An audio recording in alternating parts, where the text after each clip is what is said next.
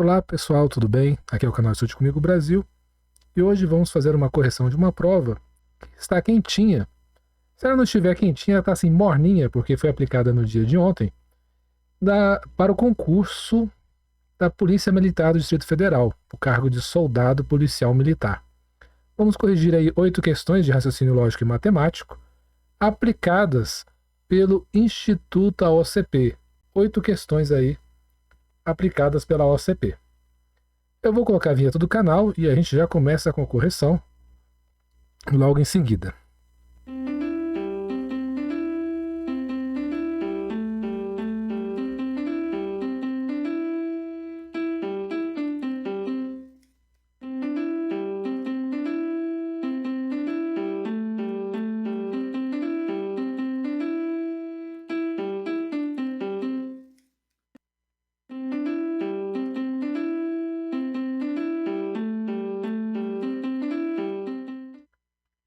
Vamos lá. Questão 15. Da prova aí do tipo 2. A ocorrência de um crime contava com apenas 2 testemunhas oculares. Após o início das investigações, as evidências apontaram para 3 irmãos gêmeos idênticos, sem qualquer característica física que permitisse distingui-los naquela situação. Sabe-se que nenhum deles tem álibi e que um deles realmente é um único criminoso. As testemunhas, na ânsia de se livrarem rapidamente da situação, optaram por apontar aleatoriamente, ainda que de forma imprudente, um dos 3 irmãos como culpado. Considerando as informações constantes nesse problema, qual é a probabilidade de ambas as testemunhas terem apontado corretamente para o criminoso? Letra A, aproximadamente 50%. Letra B, aproximadamente 33%. Letra C, aproximadamente 17%. Letra D, aproximadamente 11%. E letra E, aproximadamente 2%. Bom, quando a gente fala de probabilidade, a gente lembra daquela regrinha. Aquilo que você quer, não se esqueçam disso, sobre aquilo que você tem. Ok? Então, a gente quer saber, ela apontou para o culpado, a gente quer saber se ela acertou quem é o culpado. A primeira testemunha aqui, ó. A primeira testemunha, o que ela quer? Ela quer um dos culpados, ela tem que acertar um dos culpados aqui, ó. Então, o que ela quer? Né? O que a gente quer aqui para a primeira... Aqui eu estou falando só da primeira testemunha. A gente quer um culpado. A probabilidade dela escolher certa, ela tem uma chance de acertar o culpado. Em quantas possibilidades? Em 3. Aquilo que você tem. Você tem 3 possibilidades. 1 sobre 3. A segunda testemunha também tem lá os irmãos e ela também vai ter que acertar aqui qual que é o culpado. Qual que é a chance de acertar o culpado? Também vai ser 1, aquilo que você quer sobre aquilo que você tem. Só que a gente não quer que essas testemunhas julguem isoladamente. Essa aqui tem 33% de chance, essa aqui também. Mas a gente quer que as duas aqui acusem, né, indiquem a pessoa correta. Qual que é essa probabilidade? Então, eu vou fazer o seguinte. Eu vou juntar as duas. Eu quero isso e isso. Eu quero que essa daqui acerte e essa daqui também acerte. Então, quando a gente tem uma situação de E, eu não quero que uma das duas apenas acerte. E aí a probabilidade de aumentar significativamente. Eu quero que as duas acertem. Então, eu vou ter 1/3 vezes 1/3, que é igual a 1/9. Então, essa vai ser a probabilidade das duas acusarem a mesma pessoa, né? Indicarem aqui o criminoso correto. Então, vamos lá. 1 dividido por 9, vem o zerinho aqui, 0, 1 vezes 9, 9, 10 menos 9 sobra 1, baixa mais um 0, dá 1, dá 9, sobra 1 de novo, e assim sucessivamente, 0,0,0,1111, que é igual a 11,1 sobre 100. 11,111 sobre 100.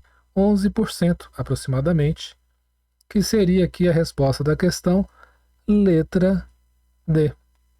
Temos a resposta, vamos marcar letra D e fechamos assim a questão número 15. Questão 16 da prova aqui, tipo 2. Durante uma patrulha diária, uma viatura se desloca com uma velocidade média de 40 km por hora, completando certo percurso em 3 horas.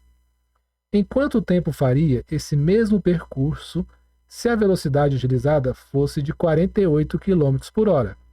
Letra A, 2 horas e 15 minutos. Letra B, 2 horas e 30 minutos. Letra C, 2 horas e 50 minutos. Letra D, 3 horas e 36 minutos. E letra E, 3 horas e 60 minutos. Então vamos pensar aqui na vida real, né? Se você vai para um lugar andando a 40 km por hora, demorou 3 horas, se você vai acelerar um pouquinho um passo, você não vai demorar 3 horas, você vai demorar menos de 3 horas. Então, né? Vamos tirar essas duas aqui, né? Não faz nem sentido essas duas letras aqui, D e E. Se você vai andar mais rápido, você vai demorar mais para chegar? Não faz sentido nenhum. Beleza. Agora, como é que a gente faz? 40 km por hora é a velocidade dele. Ele andou 3 horas. Então, se ele demorou 3 horas, cada hora ele andou 40. Então ele andou 40, mais 40, mais 40. Andou 120 quilômetros. Foi isso que ele percorreu. Né? Agora, se aumentar a velocidade para 48, quanto tempo eu vou demorar? Eu vou pegar exatamente esses 120 quilômetros e vou dividir por 48. Ao invés de eu dividir por 40, porque vai dar as mesmas 3 horas, eu vou dividir agora por 48, porque vai me dar um pouquinho menos de horas. Então, 120 por 48 dá 2. 2 vezes 48, 96. 10 menos 6, 4. 11 menos 9, 2. Aqui ficou 0. 224 dividido por 48 não dá. Então vem aqui vírgula e vem o zerinho aqui, 240. 5 vezes 8, coincidentemente, dá 40. Vai 4, 5 vezes 4, 20. E 4, 24. 240. 2,5 horas. Ok? Se a gente tivesse dividido por 40, ia dar 3 horas. Exatamente as mesmas horas que a gente tinha antes. Agora eu estou dividindo por 48, deu 2,5, mas permanece aqui horas. E aí, o que o examinador quer? Ele quer saber se você sabe o que é 0,5 horas. Você sabe que 0,5 horas você vai multiplicar por 60. Você pode sumir com esse zero daqui e esse zero daqui. Dá 5 vezes 6, que é igual a 30 minutinhos. 30 minutos. Então, quem viu 2,5 e falou assim, é 2 horas e 50, porque o 0,5 parece 2,50, é a letra que ele queria que você marcasse, que você errasse. A letra C aqui foi mais ou menos uma pegadinha. Você converte para minutos e marca aqui letra B e parte para o abraço. Tá? Questão aí de tempo, você já elimina 2 questões logo de cara, dá muito difícil. Se gostou da correção, deixe seu like, vai aproveitando para se inscrever no canal e vamos para a questão número 17. Questão 17 da prova tipo 2. Certa mercadoria era vendida a R$200 a unidade e teve um aumento de 25%, chegando a custar 250. Caso o dono deseje dar um desconto sobre os 250 para que o valor volte a ser 200, qual deve ser o percentual de desconto? Letra A, 50%, letra B, 25%, letra C, 20%, letra D, 75% e letra E, 80%. Primeiro dessa questão, é que essa introdução aqui, ó, certa mercadoria era vendida por não sei quanto. Ó, isso aqui tudo foi só para encher linguiça, né? Porque ele nem faz referência ao que você tem, ó. Tananana. Não quero saber quanto é que ela valia antes.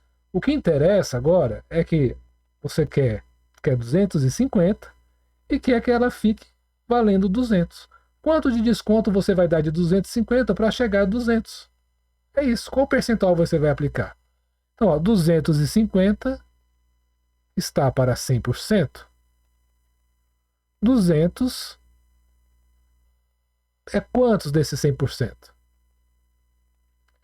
Ou melhor, que aí você já chega direto na resposta. Você quer saber o percentual do desconto, não é? Então, 250 para chegar até 200 é o quê? R$ 50. R$ 50 é o percentual do desconto. Então, ao invés de eu calcular 200, eu já vou calcular aqui direto, ó, R$ 50. Já vou calcular o desconto, que eu já vou ter a resposta. Então, eu vou ter 250 vezes x igual a 50 vezes 100. Ok? Cancela esse zero com esse zero. Vou cancelar aqui. Vou colocar x é igual a 50 dividido por 25 vezes 10. 50 por 25 dá 2. Então, isso aqui dá igual a 2 vezes 10, que é igual a 20%. Já descobri direto aqui, ó, o valor do percentual. 20%, o valor do desconto, corresponde a 20%. Vamos marcar aqui, letra C. Okay? Questão de regra de 3, você tinha que ter praticado algumas questões desse tipo. E essa informação inicial aqui foi só para encher linguiça.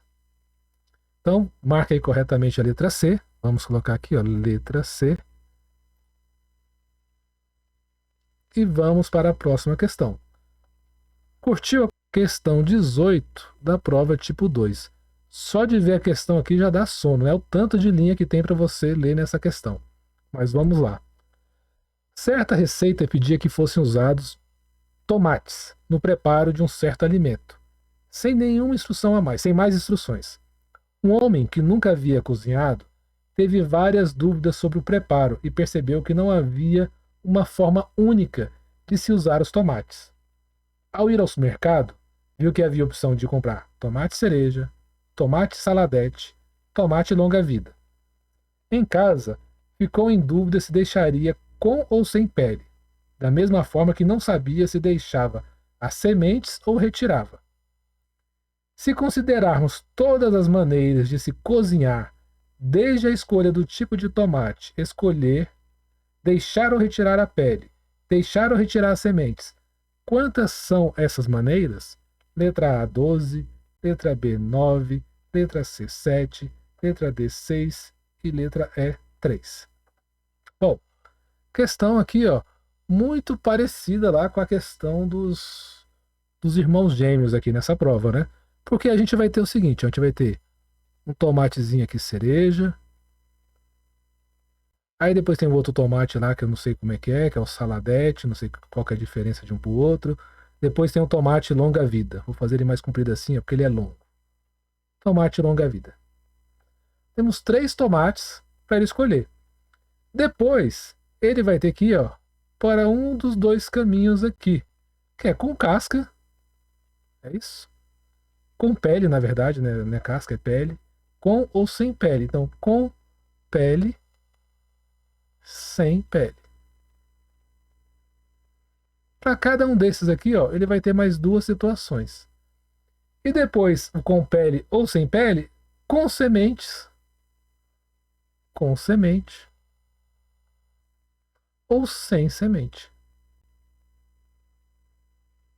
E aqui é a mesma coisa, com semente ou sem semente. Então, olha só, para cada situação aqui, ó, para cada tomate, a gente tem, ó, com semente, vou colocar aqui, ó, e sem semente. Nós temos 4 caminhos possíveis, ó. Tá vendo? 1, 2, 3, 4 caminhos para cada tomate. Então, a gente tem 4, e são 3 tomates, 4 vezes 3, 12. Ou simplesmente você ia fazer isso aqui, ó.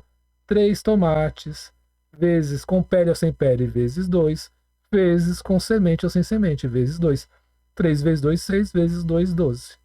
São os caminhos possíveis aqui para você completar aqui o que ele chamou. Quantas são essas maneiras? Então, são 12 maneiras. Tranquilo? Letra A. Vamos marcar aqui letra A. Nenhuma dificuldade. E fechamos mais uma questão dessa prova, questão 19 da prova tipo 2. Considere um quadrado de lado igual à raiz de π, unidades de comprimento, e um círculo de raio medindo r unidades de comprimento. Se as áreas dessas duas figuras são iguais, quanto deve medir o raio r do círculo? A, π, B, 1, C, raiz de π, D, menos 1, E, raiz de π, menos 1. Então vamos lá. Formas geométricas, a gente tem aqui um quadrado, nós temos também aqui um círculo, e ele fala que esse círculo, a gente tem um raio R, e aqui ele fala que o lado do quadrado é raiz de π. Beleza. Só que ele fala que as áreas dessas figuras são iguais. Bom, a área de um quadrado é o quê? É o seu lado ao quadrado. Então a gente tem raiz de π ao quadrado. Já a área de uma circunferência, né, é o quê? Π que multiplica R ao quadrado. O Rzão aqui que ele falou, chamou de R. Ele falou que essas áreas são iguais, então a gente vai igualar. Então, raiz de π ao quadrado é raiz de π vezes raiz de π, que é igual a π vezes r ao quadrado. Raiz de π a gente vai cancelar os radiais, vai ficar só o π sozinho do lado de cá, que é igual a π vezes r ao quadrado. R ao quadrado é igual a π sobre π, que é igual a 1. R é igual a raiz de 1. A resposta seria o quê? Do raio mais 1 e menos 1. Só que aqui a gente tem um detalhe. Não existe raio negativo, ok? A gente não é concebível a gente ter um raio negativo. Por quê? Porque seria uma contradição. Por definição, o que é um raio? É a distância do centro de uma circunferência até a sua borda. Você dizer que ele é negativo, você está dizendo que o centro ele fica do lado inverso da borda, do lado oposto da borda, o que não faz sentido geometricamente. Portanto, o raio de uma circunferência ele sempre será positivo. Pode ser até zero, tá? Existe essa possibilidade nulo, ou uma medida positiva. Beleza? Então, a gente só tem uma resposta aqui, ó. E aqui o pessoal poderia ter ficado, não, é menos 1, é 1? Não, menos 1 não entra. As outras aqui a gente não achou, a gente achou o valor aqui, ó. Letra B, 1.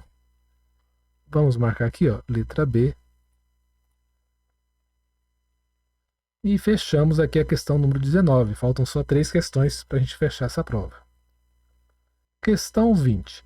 A afirmação todo dia é dia de luta é falsa, sendo equivalente a dizer que: letra A, chegaram os dias de paz.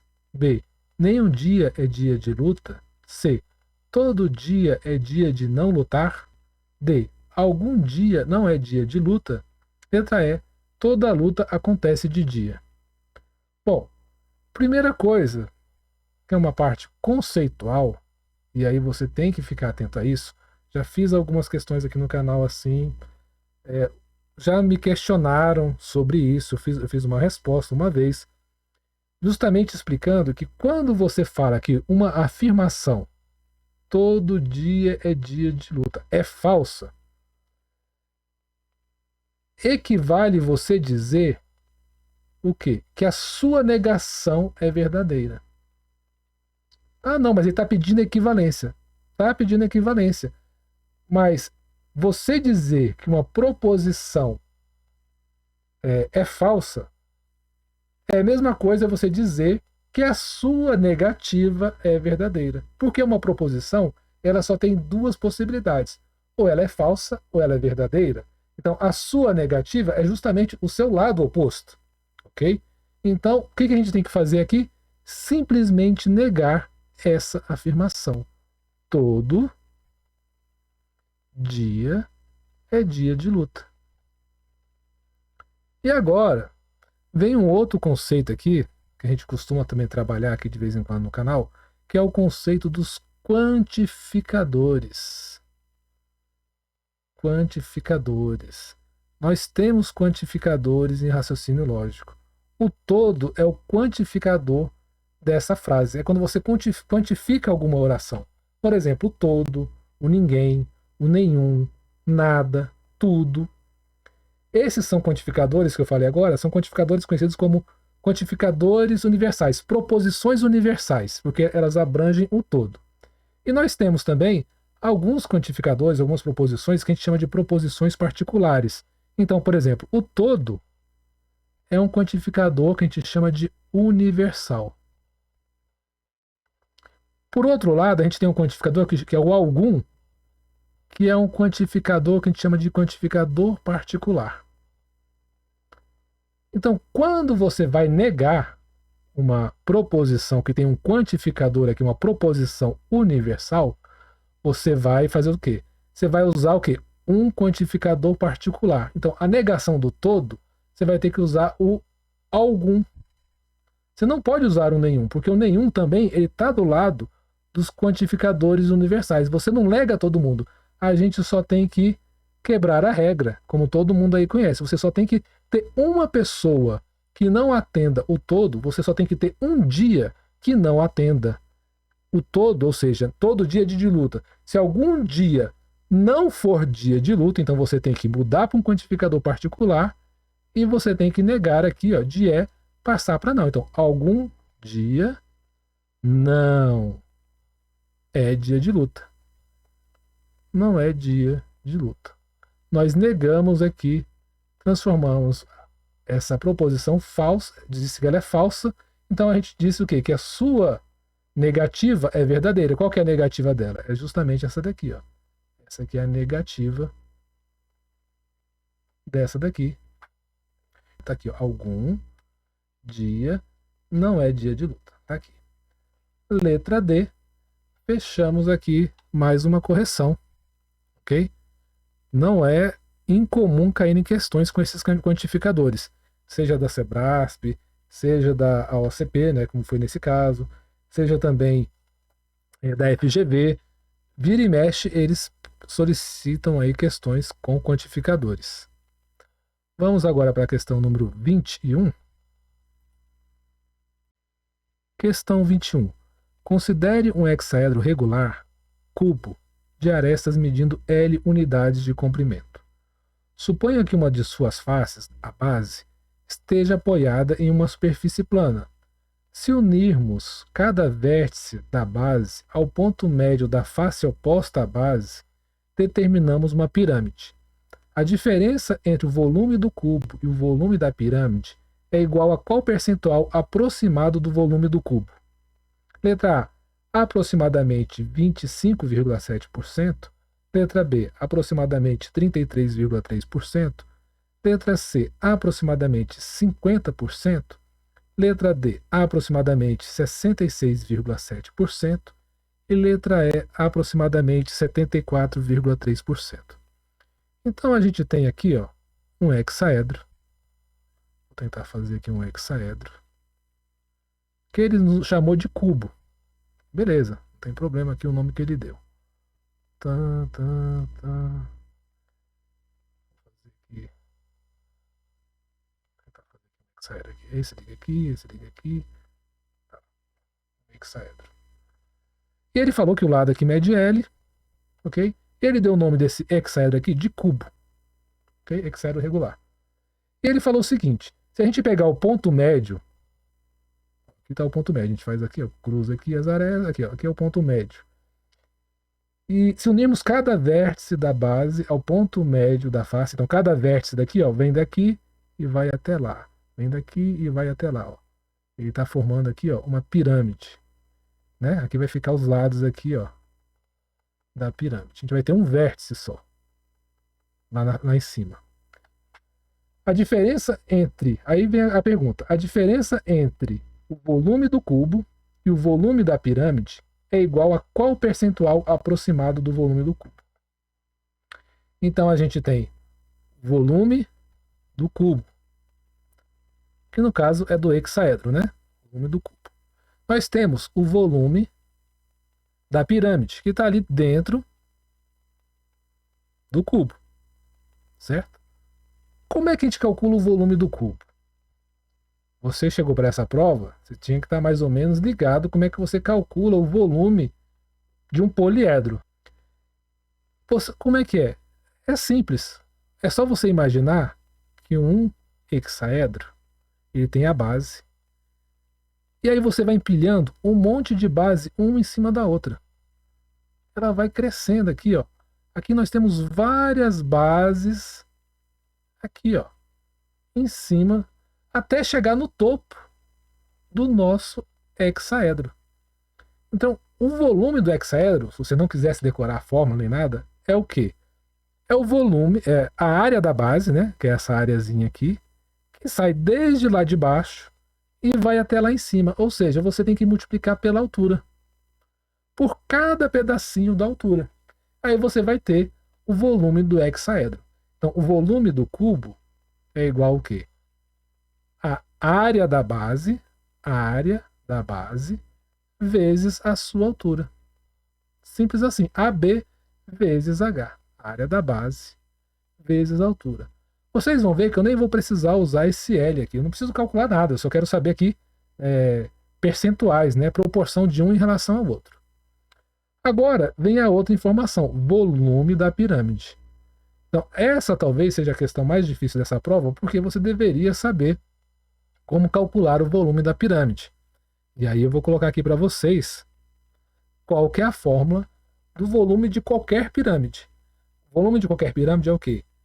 É a área da base vezes a altura sobre 3. E qualquer base, pode ser um hexaedro, pode ser um quadrilátero, pode ser um pentágono, a base. Ela pode ter 5 lados, 6 lados, 4 lados, 3 lados. Você vai pegar o quê? A área da base e multiplicar pela altura e dividir por 3. Então, o volume da pirâmide é o quê? É a área da base vezes a altura dividido por 3. Esse é o volume da pirâmide. Deixa eu tirar aqui a imagem aqui da frente. Ó. Eu escrevi ali atrás. Área da base vezes a altura dividido por 3. Repare, olha só. O volume do cubo é a área da base vezes a altura. O volume da pirâmide, a área da base vezes a altura dividido por 3. Ele quer saber o seguinte, a diferença entre o volume do cubo, então a diferença que ele quer saber é igual ao quê? O volume do cubo, vou chamar de VC, menos o volume da pirâmide. Ok? E qual que é o percentual dele aproximado do volume do cubo? Então, a diferença é igual ao volume do cubo. O que é o volume da pirâmide mesmo? Ó, se o volume do cubo é AB sobre H, aqui a gente tem o volume do cubo. Volume do cubo dividido por 3. Eu substituí aqui, ó, AB vezes H, volume do cubo sobre 3. Então, volume do cubo menos o volume da pirâmide é menos o volume do cubo dividido por 3. A diferença vai dar o quê? Vou tirar o mínimo. Eu vou ter aqui 3 vezes o volume do cubo menos o próprio volume do cubo sobre 3. Vai dar 2 vezes o volume do cubo sobre 3. E olha só que legal. O que a pergunta pede? Ela pede o seguinte. A diferença entre o volume do cubo e o volume da pirâmide. Daqui, volume do cubo menos o volume da pirâmide. Corresponde a qual percentual do volume do cubo? Ó, a gente já tem até a medida aqui, ó, em razão do cubo. A gente tem 2/3 do cubo. Essa diferença corresponde a 2/3 do volume do cubo. 2 dividido por 3. Dá 0,6 vezes 3, 18. Sobram 2. Baixo 0, outro 6. 18, sobra 2. Outro 0, mais um 6. 0,6666. Ou seja, 6,60. Como é que é? 66%. Ó, 66. E aí você arredondando vai dar 66,7%. Letra D. Achamos aqui a resposta da questão. Nem precisamos usar a fórmula do volume do hexaedro, que é um pouquinho mais detalhada, que você usa a informação do lado. Você não precisa nada disso. Você pode pensar mais genericamente. O volume do cubo, volume da pirâmide, a razão de 1 menos a diferença de um pelo outro. Beleza? Então, resposta correta, marco aqui para vocês, letra D. Questão mais difícil, eu acho, dessa prova de polícia militar, porque soldado militar, porque você precisava saber realmente a fórmula da pirâmide. Né? A do cubo eu acho mais fácil de você ter deduzido. Já a da pirâmide você tem. Dá para deduzir? Dá também. Mas ficaria um pouquinho mais difícil. Vamos para a questão número 22. Estamos quase acabando. Questão 22. Sabendo que todo compositor é poeta e que todo cantor é poeta, então pode-se concluir corretamente que A. Todo poeta é compositor. B. Algum poeta é cantor. C. Todo compositor é cantor. D. Nenhum compositor é cantor. E E. Algum compositor é cantor. Bom, quando a gente tem uma expressão do tipo todo A, vamos caneta, todo A é B, a gente pode representar da seguinte forma: todo A, vou colocar até de uma cor diferente aqui, é B. Todo A é B. Você faz o círculo menorzinho aqui, ó. Esse aqui representa o A e esse aqui representa o B. Todo A é B. Graficamente, você resolve a maioria das questões quando fala de todo A é B dessa forma, só fazendo o gráfico. Então, quem que é o nosso A aqui? Ó? Todo compositor é poeta. Então, aqui, ó, todo compositor. Então, aqui dentro, nós temos aqui, ó, o círculo dos compositores. É poeta. Aqui fora a gente tem poeta.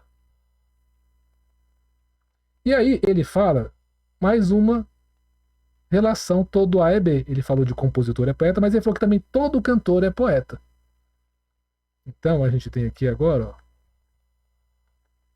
vou fazer de azul.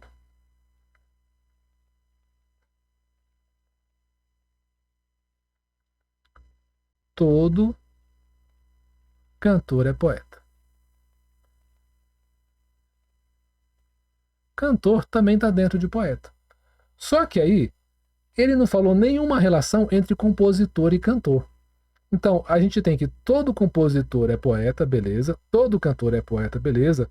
Mas você pode ter as seguintes configurações. Você pode ter todo compositor, aqui ser compositor, aqui você tem cantor.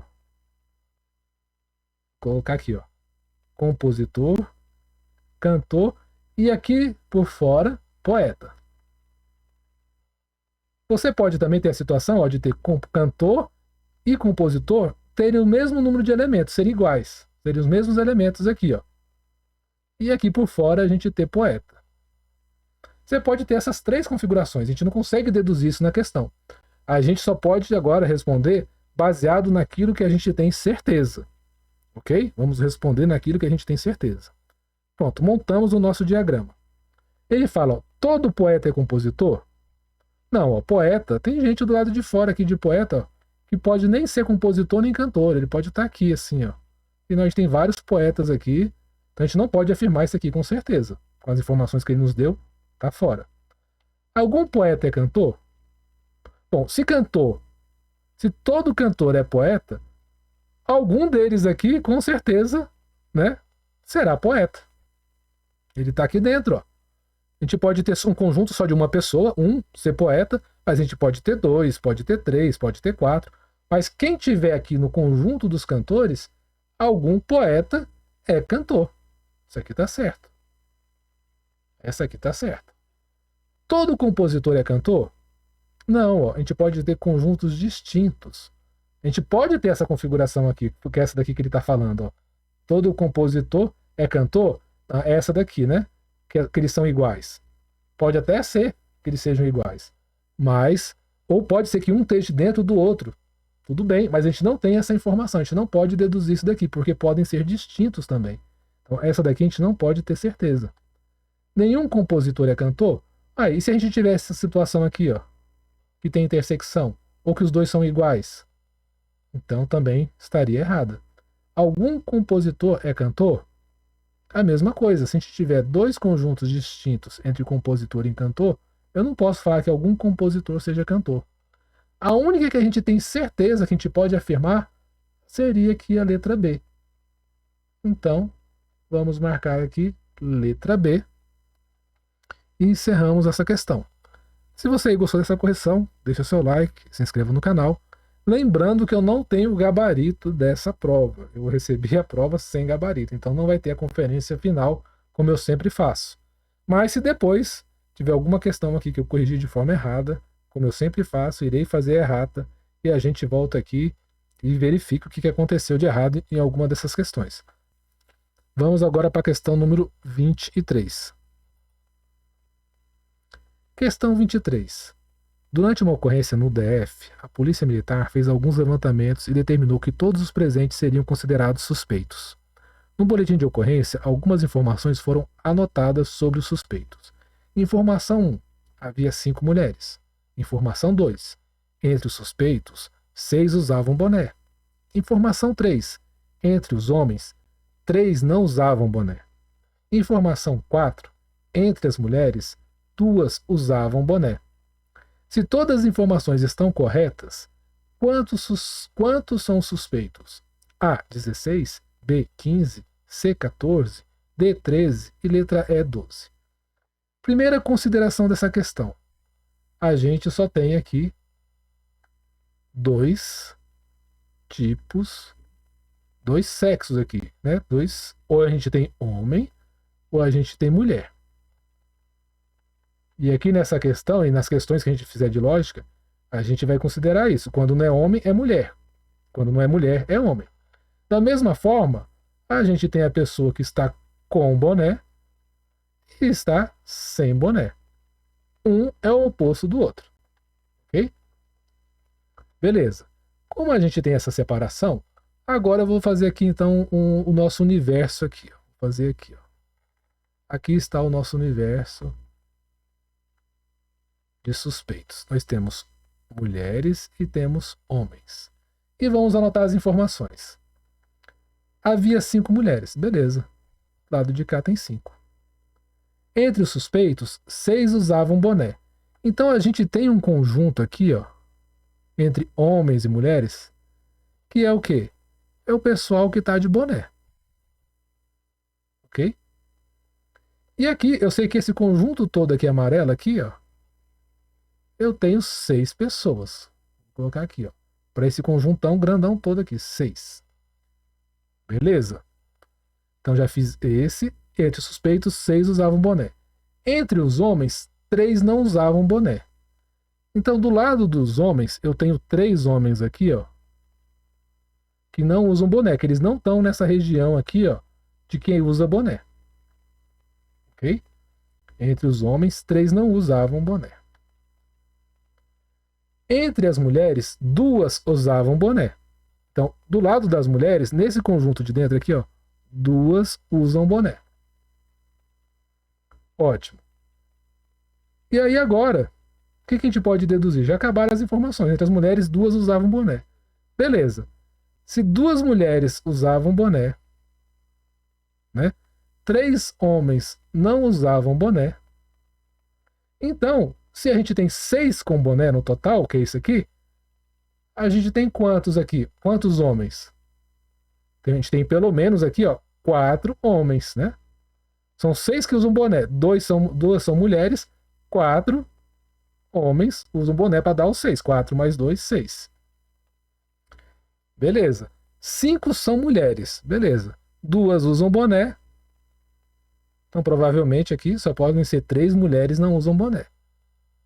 3 aqui. O total de mulheres é 5. O total de homens, então, vai ser 3 sem boné com 4 com boné. Homens, a gente vai ter 7. 7 e 5. 4 com boné, mais 3 sem boné, que dá igual a 7 homens. As mulheres, a gente já sabia que era 5. E ele quer saber, se todas as informações estão corretas, quantos são suspeitos. A gente só precisava descobrir o quê? A quantidade de homens. Porque de mulheres já deu logo de cara. Então, 5 mais 7, 12. Resposta correta aqui dessa questão Letra E, 12 suspeitos. Ok? Então você só tem que, na verdade, tentar organizar essas informações. Pode ser através de equações, pode ser graficamente. Eu resolvi fazer aqui graficamente para a gente conseguir chegar à conclusão. Resposta correta, vou marcar aqui letra E. E fechamos a última questão dessa prova, questão número 23. O meu obrigado e até a próxima.